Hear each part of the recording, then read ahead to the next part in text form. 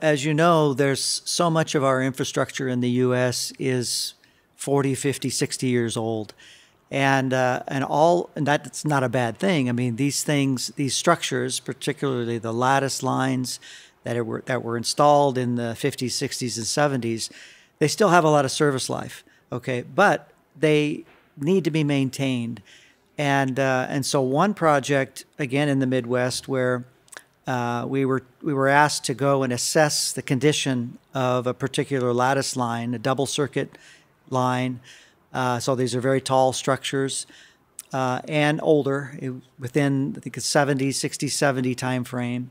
So we went ahead and did that, and did a drone inspection, gathered data, and the decision that the utility was grappling with was trying to determine whether to replace the line or remediate the line.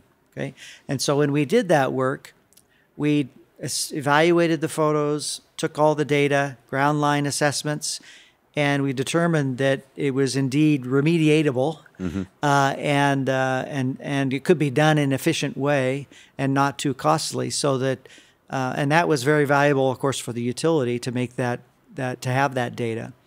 And we presented it in a form, of course, that was easy to digest. With our GIS-based, cloud-based system that we provide them, we go in, and that rating system comes up, and they can select which structures needed attention in terms of maintenance or replacements of certain components, and which structures they didn't need to really worry about.